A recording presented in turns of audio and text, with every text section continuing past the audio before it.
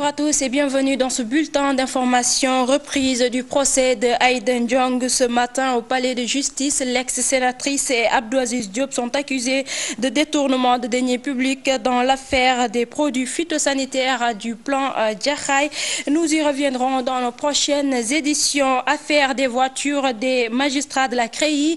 Les administrateurs des sociétés suspectées appartenir à Karim Wade entendus aujourd'hui à la section de recherche de la gendarmerie de Colobane. Ils doivent tous apporter des éléments de réponse sur les informations les accusant d'avoir acheté des voitures pour les magistrats de la Cour de répression de l'enrichissement illicite. Maître Amadou Sall, gardé à vue à la section de recherche de la gendarmerie de Colobane. Omar Sarr, le coordonnateur national du Parti démocratique sénégalais, estime que cette arrestation rentre dans le cadre d'une vaste opération de démantèlement du Parti démocratique sénégalais. La formation politique attend de savoir ce qui est reproché à Maître Amadou Sall pour réagir en conséquence. Omar Sarr, que je vous propose d'écouter au micro de Dissa Préra. 16h, 17h, Maître Amadou Sall maintenant est au niveau de la gendarmerie de Colobane. Il a été finalement, après avoir été entendu, il a été mis en garde à vue.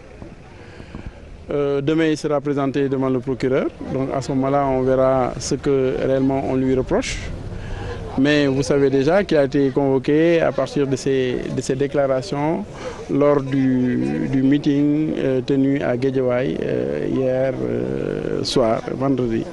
Vous voyez, tout cela constitue des actes que le régime actuel, que Macky Sall lui-même orchestre, que le régime actuel donc fait pour nous intimider, nous harceler, parce que nous continuons à nous battre et nous continuons nous tous à nous battre jusqu'à nos derniers souffles pour la démocratie, pour la libération des otages et des prisonniers politiques.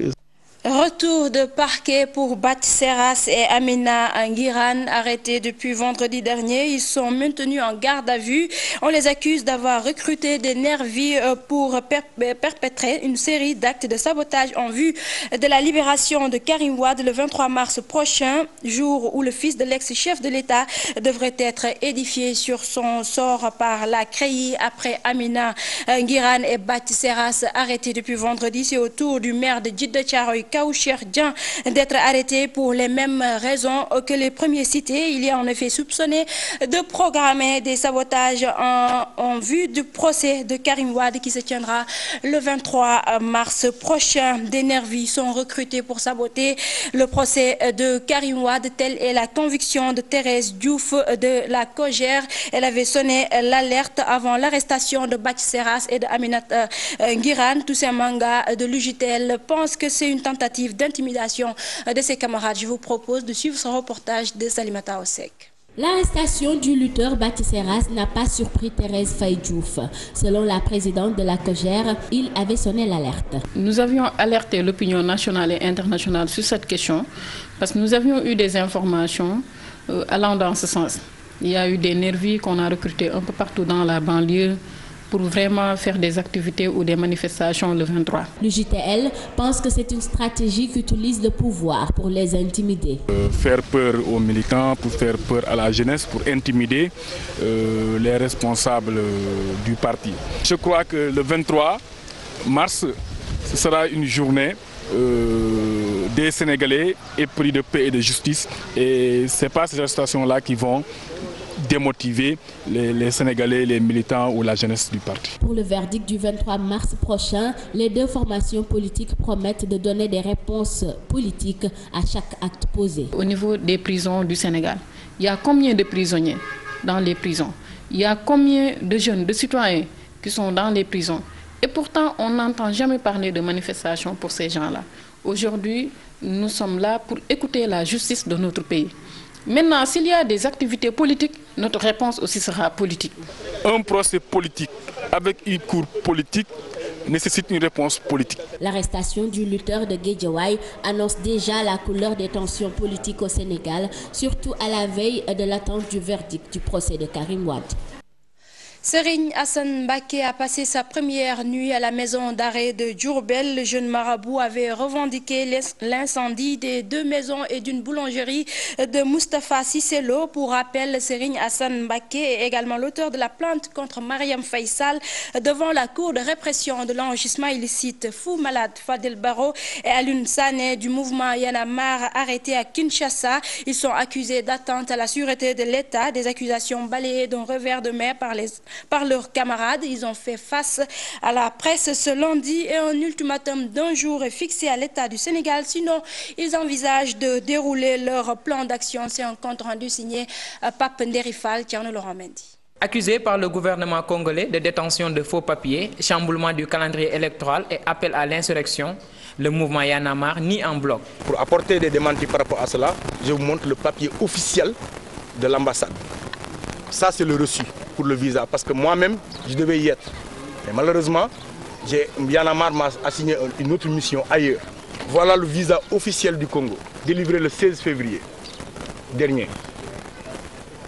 Ils ne me diront pas qu'ils ne savent pas c'est qui Farel Barro, c'est qui Fou Malade, c'est qui Tchad. Ils savaient absolument qui nous étions. Nous y sommes allés avec des papiers officiels de Y en a marre pour demander le visa officiellement. Donc, ce qu'il a dit, c'est tout à fait faux. Tchad et ses camarades interpellent l'État du Sénégal sur cette affaire. On exige que l'État du Sénégal, quand même, réponde par voie officielle. Ou qu'il entre en contact avec nous. Parce que, quand même, ça devient sérieux. On n'est pas en contact avec le gouvernement du Sénégal. Nous n'en savons absolument rien. Un pool d'avocats est déjà constitué, déclare le mouvement. Y en a marre, plus que jamais décidé à poursuivre son combat, confie ses membres. On a déjà des avocats, on a déjà mis des gens sur, on a déjà des gens dessus. J'en reviens d'un séminaire pareil avec des Équato-Guinéens. On l'a toujours fait. Et c'est ce que nous continuerons de faire. Fadel Barro, Fou Malade et Aliou Sané, interpellés au Congo en marge d'une conférence de presse. Ces jeunes du mouvement Y en a marre étaient invités par leurs homologues congolais. Toutefois, leurs camarades invitent le gouvernement sénégalais à prendre au sérieux ce dossier. Loi cadre sur les universités publiques du Sénégal, l'État et le SAES ont signé un accord. Le gouvernement et le syndicat autonome des enseignants du supérieur ont trouvé des accords sur 12 articles. Seul l'article 3 relatif à la détermination des places disponibles dans les universités a donné lieu à un désaccord entre les deux parties, a indiqué le procès-verbal remis à la presse. L'université ne sera pas privatisée et le gouvernement compte respecter ses engagements. C'est une déclaration de Mary Teuw Niane, ministre de l'enseignement supérieur. Maître Massokhna Kane tire sur les enseignants grévistes. Le président de l'association SES Consommateurs veut que l'État revoie le droit de grève de certains corps. Abdoulaye Ndoye, secrétaire général du CUSEMS, n'accorde aucune importance à cette affirmation de Maître Massokhna Kane. C'est un reportage d'Aminata Mbaresso, Modou Diop. Des grèves répétées, une paralysie totale du système éducatif sénégalais. Maître Massokhna Kane dénonce l'attitude des enseignants. Il y a trop de grèves dans l'éducation. Vous avez vu du primaire au supérieur, il n'y a que des grèves récurrentes. Ceux qui payent, ce sont les malades et les élèves. Ce n'est pas normal, c'est inadmissible. C'est une analyse subjective, partisane. C'est une analyse également qui ne prend pas en compte les véritables causes des perturbations dans le système éducatif sénégalais. Le président de SOS Consommateurs invite l'État à revoir le droit de grève de certains. Abdoulaye Ndoye, secrétaire général du CUSEMS, parle de violation de la Constitution. Il y a des corps qui ne doivent pas aller en grève, qui doivent utiliser d'autres moyens de lutte. Le droit de grève prévu par la Constitution et par le Code du travail prévoit qu'ils peuvent l'exercer sans que cela nuise à l'entreprise. Lui, il remet en cause un droit, parce que le droit de grève, je dis, c'est un juriste, c'est pourquoi c'est étonnant. Dans un communiqué intitulé « Halte à la grève des enseignants », l'association SOS Consommateurs fustige également la pléthore de syndicats, ce que le secrétaire général du CUSEMS ne cautionne pas. Abdoulaye Ndoye indique par ailleurs que l'avocat à la Cour n'est pas bien imprégné des réalités de l'école sénégalaise. Aminata Mbaresow, merci. C'est la fin de ce bulletin d'information. Merci de l'avoir suivi. Rendez-vous à 13h dans l'édition de Wolof. En attendant, nous allons retrouver Kebs Thiam. Elle est de permanence ce matin. Kebs, maa ngi lay nuyu. maa ngi lay fay Fatima di kontaan ci yow di xam ne nag ni ñu ko waxee rek séddale ci kuddu yu njëkk yi la te ni nga joxe xibaar yi yaakaar naa ne teel na te jaar na yoon. kon di nga dikk léegi ak téléspectateurs yi ak programme bëccëg bi. léegi rek ci permanence pendant toute la journée ñu mën a am un aperçu de programme bi tey nan lay tëddee. Merci à vous et bonne journée à tous.